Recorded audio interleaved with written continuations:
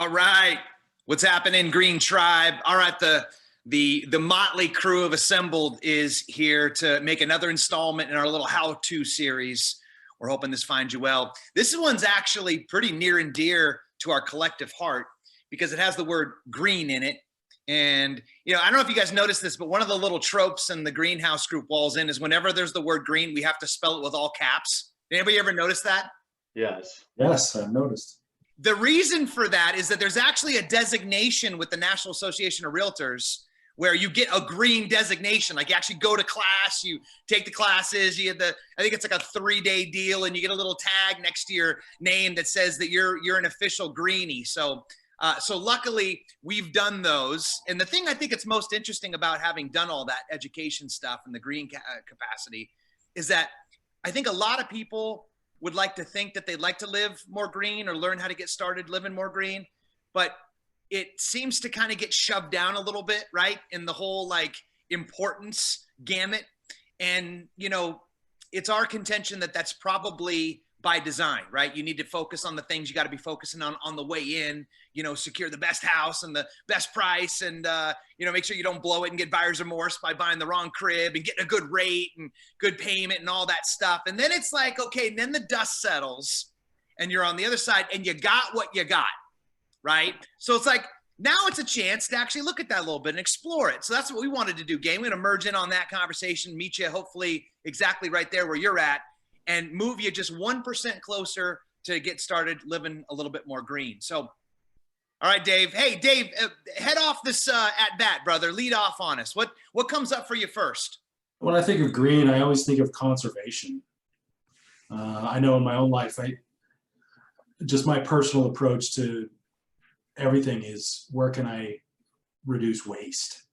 And I know I drive my wife crazy with the eating of the leftovers, but I just will not throw food away.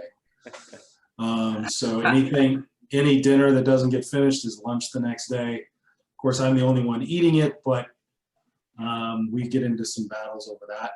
And around the house, it's the same approach. I think turn those lights off. I'm walking through the house just like my dad used to, complaining about doors left open and stuff like that. Now that's small stuff, but that's really the mindset that I have the whole time is conservation, reducing waste, using less. So I guess I fall into the more reduce and reuse category. Yeah, that's interesting you bring that up because, one of the architectures for this conversation I actually got from doing some of those green certification courses is there seems to be a handful of tenants that sort of house or occupy categorically this conversation. And, there's 5 of them that they prescribe. Then I think there's a real importance for a 6th one that we always talk about. So maybe it's a good kind of place to start this off here, Dave, on the dovetails of that. It's energy efficiency. It's water efficiency. It's indoor air quality. It's reduced, recycled, reused materials, right? That's the spirit of what you were just talking about. There's a green effectiveness quotient, which actually might take a little bit of explanation. And then there is the smart home tech. And that's the 6th category that we kind of play with here in the greenhouse group. So that reduce, recycled, reuse, that's kind of what you're talking about there. Yeah, Dave? Yeah. That's the category that's nearest and dearest to me is Hey, you get a little bonus with the food thing, Dave, because actually food waste is one of the highest contributors to CO2 in the environment as well. It's enormous. It's the amount of food. I grew up all through my 20s and early 30s. I worked in restaurants at every level, from back of the house kitchen all the way to the front. And it just drove me nuts how much food was thrown away on a daily basis. That's a macro concept and specific to real estate. One of the things that comes up for me on that is like when somebody has a proclivity to want to become more energy efficient, for example, they move into a new home, the inclination is to go out and like buy, Energy Star appliances, for example, take your old big gigantic 50 gal, hot water heater that's constantly heating that mass volume at all times, and you're only using it maybe 2 or 3 times a day, and switching to the tankless. And these are all great things. But what it also does, though, is it creates waste. Yeah. And that's one of the coolest things about thinking about living green is, you know, the most important thing first is that don't buy something that's not needed yet. And contribute to the waste. That's the least green thing you can do, even though you think you're going to maybe save a modicum of, you know, energy savings a month or whatever, which is true too. But wait until the thing breaks, then upgrade to green. So one of the things that I did in my own home was I researched and ultimately invested in a whole house fan. And being in San Diego, you know, we can get, I'm out east a bit, so we can get some hot summers, and you know, the AC kicking and burning all that juice. And what I discovered was that the whole house fan has evolved quite a bit. So my memory of them was that thing that's mounted in the ceiling, and you turn it on, it's like sounds like you're flying a helicopter. And so I was like, I'll never get one of those, of course, because that's insane. But they've evolved now, and it's a really cool thing where they attach a duct to a vent in the ceiling, and they bring the duct away from the ceiling, and they mount the motor up high, so you don't get the vibration, and you also don't get the sound. I mean, these things can crank, so you'll get some air volume sound, but they also have multi-speed, which is really cool. That allows you to run it on low, and you can barely even hear it's happening, but it's still pushing a ton of air. And then there's some additional byproducts of moving air out of your attic. So your attic acts as an oven and kind of bakes from above. So while you're drawing air through your house, you're also pushing air out of the attic, and you get this kind of double thing. It's obviously not magic, but in terms of energy usage and your ability to cool your home, that's a really cool hack. And it wasn't expensive. It was pretty reasonable, in fact. Yeah, that's awesome point there, Jared. I've actually been on the hunt for a whole house fan for, gosh, almost a year now. Yeah. And you know, that system that you just described, which is the motor is suspended from the roof trusses, so it's not directly to the frame, reduces the vibration, reduces that sound transmission down into the house proper to just a whisper. And you know, the benefits for people wondering, well, okay, understand a little bit about that, but how does it affect my overall energy uses? So what that whole house system fan is designed to do is during the daytime, your house is heating up, and as Jeremy mentioned, that attic space can get up to 140, 150 degrees. And so you creep up onto the evening, you got nice cool temperatures where you can now turn the AC off, open up the doors, and you get this, you know, so a much cooler temperature outside. The problem is that attic space is still at that 140 degrees and is literally cooking you from top down. Yes. So, you know, you might scratch your head, like, man, I got the windows open, I got the doors open, but it's just not cooling down in here. You got an oven right above your head. So the whole house fan system is designed to be run essentially at 2 times. One in the evening, and what you do is you turn that system on, you open up a couple windows in the distant rooms, and that fan sucks the outside air in through the house, pulls it up into the attic, pushes that cool air into the attic, and then all the hot air escapes through like your gable vents and the roof vents and some other system. You have to have a specific amount of opening size for whatever, you know, cubic air that you're pushing through. So that's the one time that you do it. But then the other time that you do it is in the morning when you have nice cool air out. As you're living in the home, you might be running the heater into the evening if it gets cold. Well, then you're starting the day out where the inside temperature of the house is warmer than the outside. So you do the same thing in the morning, is you turn that whole house fan on, you suck in that cool air into the house, and then shut it down. And that way the inside of the house is cooler for a longer period, and you don't have to turn on that AC system until a few hours later in the day. So you get a double benefit on the morning and the evening. And the amount of energy efficiency, I've read some reports, is probably one of the most like energy savings devices per buck spent that you can do for a house. You know, that brings up for me, Craig, you know, the first tenet is energy efficiency. And it may be one of the more boring ones, right? Because most people, when they think about that categorically, they think solar panels, they think dual pane windows, you know, with the low E technology. You think of all the stuff, right, that you see all the commercials about and whatnot. But the most important one is the most boring one, which is insulation. You know, Yeah. like most homes, and again, this is true in San Diego County because we have a lot of older homes. But if you were lucky, you got some insulation in your walls, right? You know, there's a lot of beach homes and Claremont homes and Linda Vista homes that barely even have that. Right. Yeah. But it's like walls is like the maximum, right? It's like the minimum effective dose for it seems like forever.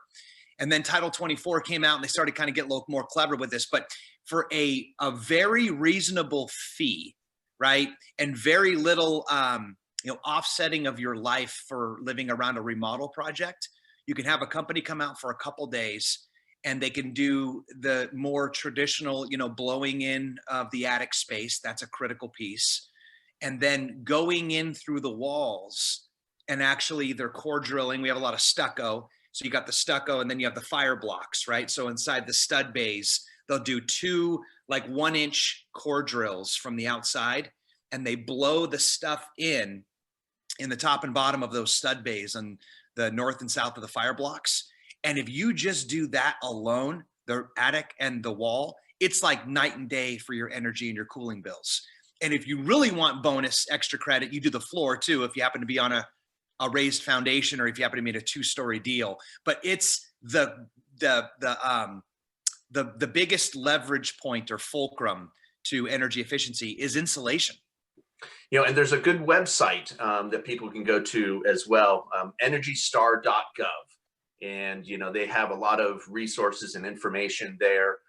They have a regional map. So they have recommendations, you know, because it's not one size fits all. We're down here in San Diego, but if you're up in Minnesota or, you know, Pacific Northwest, things might be different and there might be better or different recommendations by way of R factor insulation and all that. So you can go to EnergyStar.gov and they actually have a map.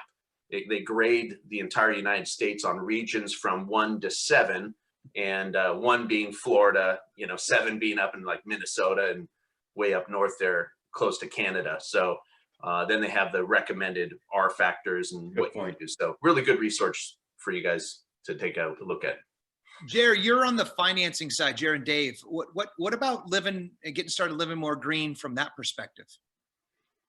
Yeah, there are a number of programs out there and where you can finance these types of things. So there's energy efficient mortgages where you're actually able to finance some of these energy efficient upgrades. Not a lot of people take advantage of those, but they're definitely available. I like to talk a little bit more about warnings about how you finance these things.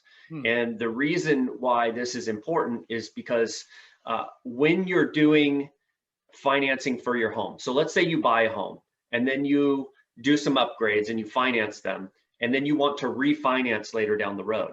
Some of the mechanisms for financing these things can be prohibitive for your next financing.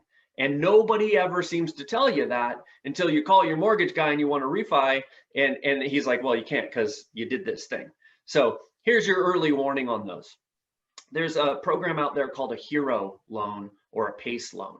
Now, these are contractors that will canvass a neighborhood. They'll knock on your door and they'll say, hey, guess what? You don't have to pay anything. You don't even have to qualify. We're just going to throw it on your tax bill and we can do all the upgrades you want, roof, anything. It's a great way to get some of these things done. 2 problems with it. One is the interest rate tends to be very high, but you don't realize it because you're not qualifying, so you're not asking questions. The second thing is it's actually attached to your tax bill, your property tax bill, which is good because, again, you don't qualify. Bad if you ever want to do financing. So what'll happen is you'll go into a refinance process and they'll find out that you have this additional lien on your home. It's not removable. You have to pay it off. cascading effect of some things. So pay attention to that and know what you're getting into first. And then the other thing that I caution about is solar panels. And we probably spend a little bit of time on that, but solar panels, oftentimes people finance them. And when they do, they usually get a lien and a loan from the solar company's finance partner, if you will.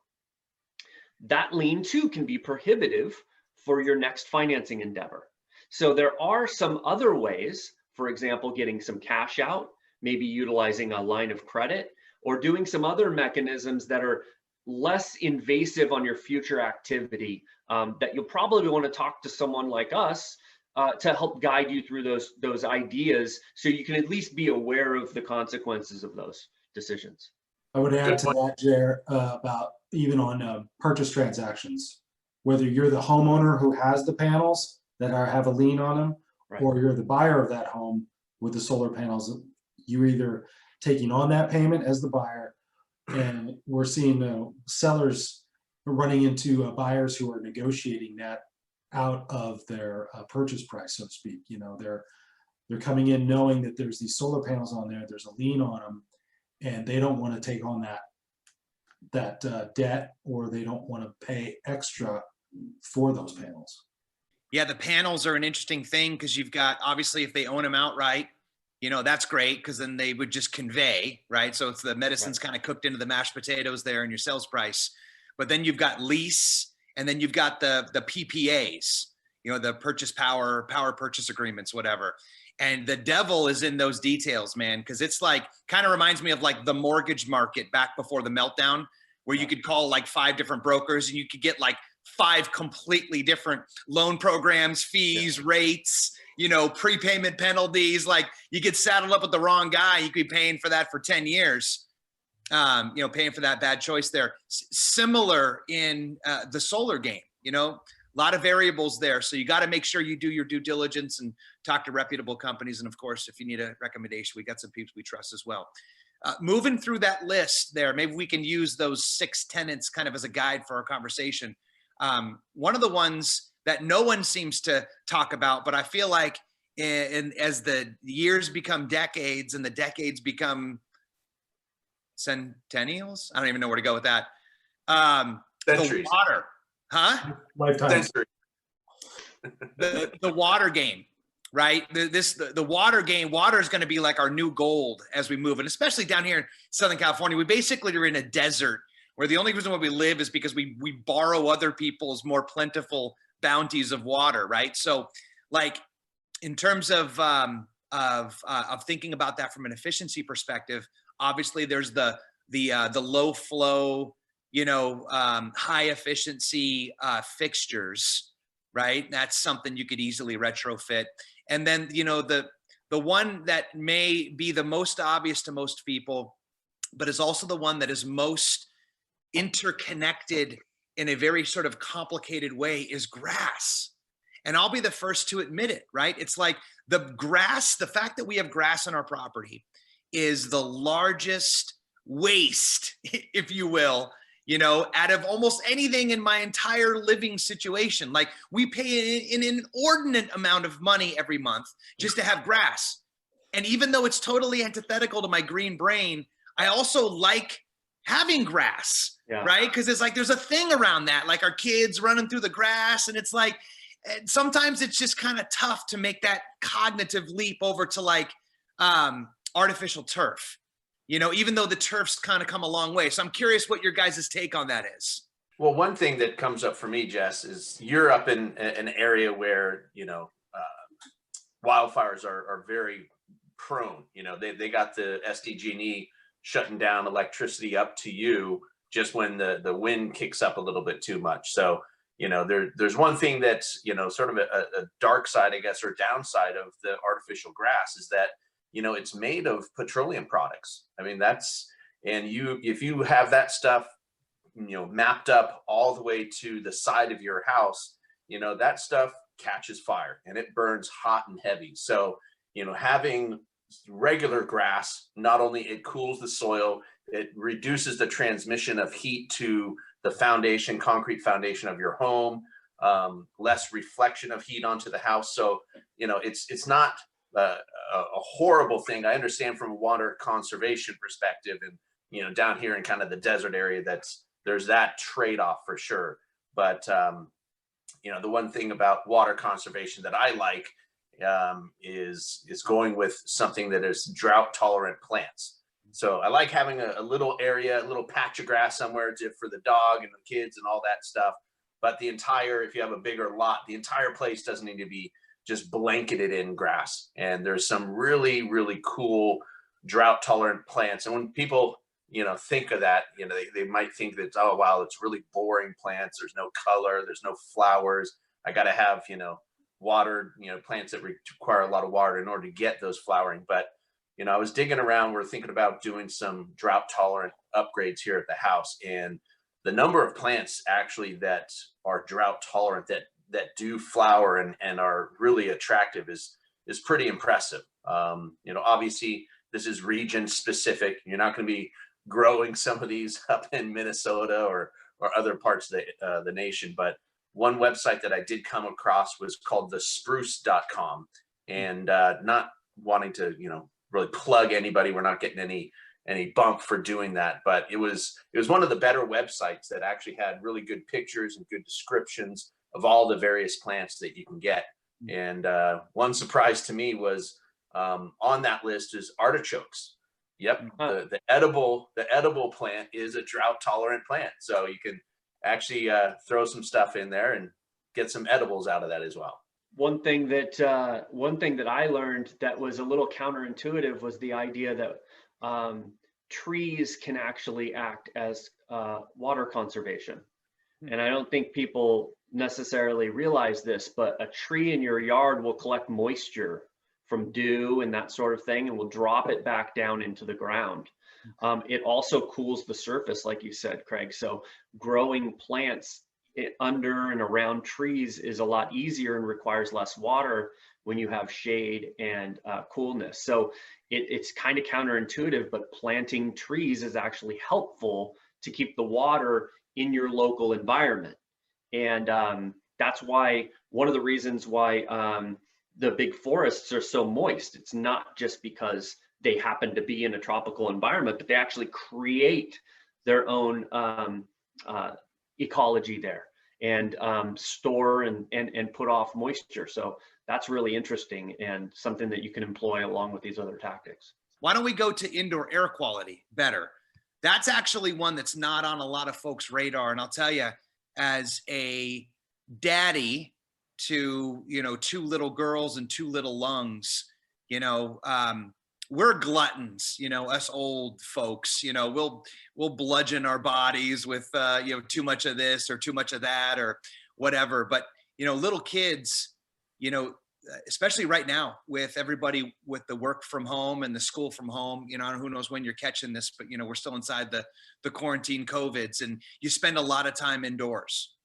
And the indoor air quality is one of those, it's so like insidious, it's the thing that's the invisible killer, if you want to be all dramatic, and the toxins and the off gas and just all of the crap and crud that actually exists walls in. And the 2 walls in that we spend the most time in are our homes and our offices, and so maybe you didn't spend as much time at home because you were in office more, but now your home is your office, etc. And just thinking about like the ducks, again, another super boring one. They live inside the walls. No one thinks about them. But if you have some older ducks, it's a really good idea to start taking a look at that if indoor air quality is something that's important to you. But just, that's one of those things. It's if you go to sell your home and you tell somebody, hey, updated the ducts, they're going to be like, cool. Yeah. What about the kitchen? It's not going to make the boat go faster in terms of resale or anything like that. But man, talk about an investment you can make in yourself to you and your family's long-term health. Indoor air quality is a real thing, and it needs to be taken real seriously, especially considering all of the respiratory stuff that's coming up and coming on the radar now. More recently, that's kind of a newer thing and has a lot to do with this conversation we're having. So boring, but arguably maybe the most important one on the whole list. there's a couple things come up there for me, and to dovetail into your question, Dave, there are some duct systems where up in the attic they had an insulated duct system, and they use an insulation material that actually, this is prior to 1978 safety standards, that actually contained asbestos. Yep. Because it had a high insulative property and also was very fire retardant, used everywhere throughout homes prior to 1978. I mean, the popcorn ceiling in homes, anything before 1978 could possibly have asbestos as well. But so by way of updating your duct work, asbestos is only dangerous if it is airborne. And usually those systems are sealed systems, but over time they do deteriorate. So that might be something that would then lead you to want to upgrade your ductwork in the attic and the walls and stuff. But on the other side of that, a lot of the ductwork, they didn't have, they didn't seal the joints. So from an energy efficiency perspective, sometimes they're just the galvanized steel ducts up there. They're not a dual wall, and where they come together, the seams aren't sealed. So they have what's called foil tape, that is what is used now to seal those up. So you got a sort of a double boost there. You get energy efficiency, and also, just the efficiency of your system getting the heat or the cold where it needs to go. On top of that, these homes maybe have 5 or 6 owners before you even walk in that front door, and you don't know whether the previous owner even had a filter installed, for half the time. And they might not be like you. They're like, the filter's dirty, let's just take it out. So getting somebody to, and I recently had this done at my house and was absolutely amazed and sort of kicking myself that I hadn't done it sooner. But there are companies that go out there and they will clean your ductwork. So they'll put a really high intensity vacuum on the register, and they go through with a brush and just scrape out. And it was amazing hearing like all the sounds of tinkling, coming through the duct. I'm like, man, what the heck was up there, But just clearing that out, getting any dust buildup over the years, any debris that's up there is really good. On top of that, from a safety perspective, and a lot of people don't do this as often as they should, but the ductwork for your dryer, it's the number one source of house fires is from your dryer vents. You get a buildup of lint over there. You should clean it probably once to twice a year. And people maybe do it once to twice every 5 to 10 years. Yeah. So, it could be a ticking time bomb out there, if you don't get that done. And these companies that go out and do just the whole house, duct work for the HVAC, they will actually, the company that I used did that for free. So they're like, hey, listen, it's so important that gets done. We throw that in for free, no matter how many registers you have throughout the house. So something I highly recommend doing is finding a reputable company to go out and clean your ducts. So yeah, good points, Craig. What about like the smart home? I'm sorry, not the smart home, the green quotient, right? Like, that's the one that's a little bit more esoteric for people. Like, for example, our greenhouse group headquarters, that was one of the things that was really high up on our green score, was that we were right on Adams. We were right across the street from a bus stop, literally kitty corner to a Vons, which also has got a Starbucks in it, right? And then you go down the other way and you're about a block and a half or 2 blocks from some of the most killer lunch spots. The only thing that's missing on that was your commute, So, the green lifestyle quotient thing, can you walk, can you ride your bike to the important things that you want to go? How close or how far away is your kid's school if you're doing that? Maybe just kind of just a bullet on that. I don't know if that's an expansive comment, but that's kind of the definition of that. The smart home tech is the fun one, right? Now, maybe we'll just end with that. Like, what's your guys' favorite smart home tech to be able to use to help accommodate any of this getting started living more green? Yeah, I don't have a lot of tech, but I do have a Nest thermostat. And the thing that's kind of cool about that, especially while we're working from home and you don't know what your regular schedule is going to be. So you can't do a regular schedule for the AC, but if we're going to leave, then we can crank it up. And I know that when I'm coming back, I can turn the air on before I get home. So I'm not afraid. I don't have to leave the air on the whole time I'm gone. I know that I can hit it on the way back. And just that thing, besides the learning technology and all that stuff that it can do, just that factor that I don't feel like I have to leave it on while I'm gone is a huge thing for me. Well, and the app actually does that. The tech, I should say, does that for you, right? You can activate what's called the it's called the something assist, like the leave or come back assist. Yeah, I forget what they call it. It knows if you're there. Yeah, so when you leave, it'll turn off any heat or air, and when you come home, it notices you're starting to come home, and it will like heat up if it's too cold, or it will AC if it's too hot. Yeah, the Nest is my favorite as well. So I'm glad you. Any others that you are, Dave, Craig, that you're mentioning? I don't have much at the house. I do have the app, for the alarm, but have not embraced the Nest thermostat yet. But we don't have air conditioning at the house, so when we do, we're going to get it. And I'm glad you're making that point too, because it's a bigger price ticket, right? So like you mentioned not having the AC, like, man, if you don't have HVAC, that might not be something that you want to invest in, because your break even could be protracted out to years and years and years compared to the thing that's on the wall versus what is it, like a $200 price tag or something. That's number one.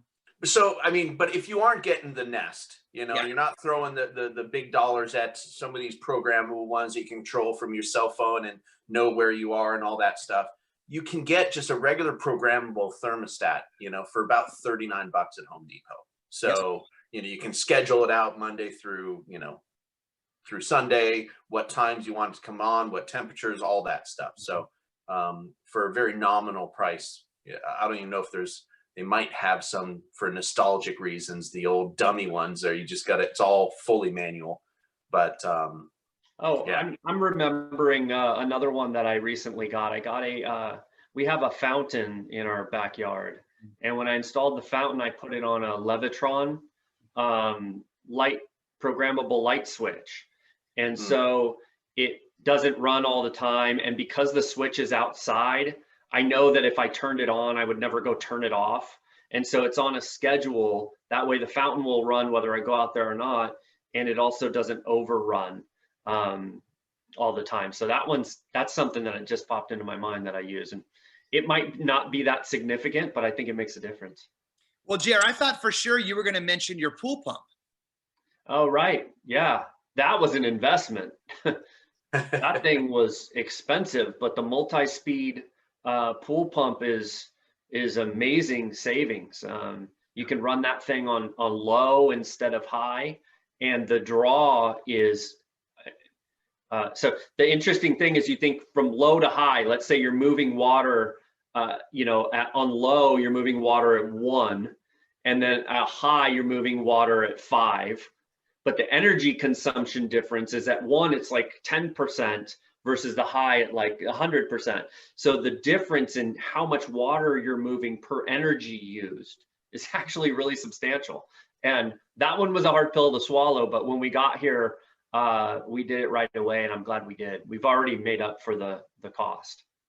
Not to mention that most municipalities, I believe, have rebates on those things. Right. So we got the cost offset by filling out the form and sending it in. That's what I was going to share. Like SDG&E, I believe they do the ecobee still. I'm not sure if that's still a thing, but if you apply and do the whole little deal, they'll give you one of those for free. Dave, I remember this thing too. You just reminded me. Yeah. Dave, I remembered the second thing, which was size of the house. That's what I couldn't remember. If the size of your home is small, you're probably not going to get those benefits back on the break-even point as quick as if it was a larger home. That was the other thing I was escaping me. I got the AC? Yeah, with the Nest. With the Nest, yeah. Yeah, one of my real kind of high-tech items that I use in my house is a sweater and sweatpants. got some really nice fleece stuff going on. That's good. Yeah. Yeah, you're joking, but being willing to tolerate a degree or two in temperature makes a huge difference in cost. Yep. Yeah. You know, when the kids are cold and they're in a shorts and a t-shirt, I'm like, put some clothes on. It's winter. Like, it's not going to turn the heat on for you. Yeah. It's the wife. You know, it'd be greener, I guess, to not be married. So Careful, Dave. Throw that in there. Yeah, Careful. careful. Yeah. Well, Dave is in the office, so he's protected right now for free speech. You know, Jerry, you're bringing up one last point on that Nest thing too, which is you can use crowd data also to help check back in with whether or not you're being good or not, right? Or where there's a story we all tell ourselves, like regardless of how many times we ran the heater, the story is, oh yeah, dude, I rarely ever run the heater, you know, or like I wear stuff all the time. And one of the things the Nest has, I'm sure a lot of them do, the platforms, is that they'll tell you how you're doing versus your neighbors. So you'll get a monthly report, and it'll basically say, hey man, compared to your neighbors who have Nests around you, you're actually running your heater more than them. And so it's a little bit of a chin check, you know. Yeah. That's real. A little bit of crowd deal there. So yeah, no comment.